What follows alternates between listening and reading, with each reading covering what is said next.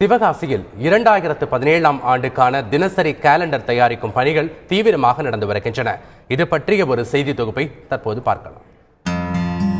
குட்டி ஜப்பான் என அழைக்கப்படும் சிவகாசி பட்டாசு மற்றும் தீப்பெட்டி தொழிலுக்கு அடுத்தபடியாக அச்சக தொழிலுக்கு பெயர் பெற்றது.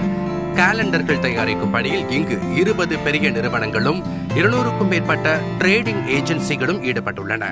தலைவர்கள் புகைப்படம் பதித்த கேலண்டர்கள், 3D கேலண்டர்கள் என பல வண்ணங்களில் பல வகையான கேலண்டர்கள் தயாரிக்கப்படுகின்றன. இந்த வேலை எங்களுக்கு சீசன் முழுக்க நடக்கும். 6 மாத வேலை தான்.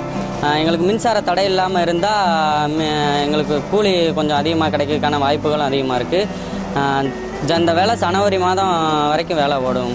நடப்பாண்டு தமிழ், ஆங்கிலம், மலையாளம், கன்னடம், தெலுங்கு மற்றும் ஹிந்தி ஆகிய 6 மொழிகளில் 4 கோடி கேலண்டர்கள் தயாரிக்கப்படுவதாக அச்சக தயாரிப்பாளர் சங்கம் தெரிவித்துள்ளது. ஆனால் மூலப்பொருட்களின் விலை ஏற்றம் உள்ளிட்ட பல காரணங்களால் கேலண்டர்களின் விலையில் நடப்பாண்டிலும் 10% வரை விலை உயர்வு இருக்கும் என்கிறார்கள்.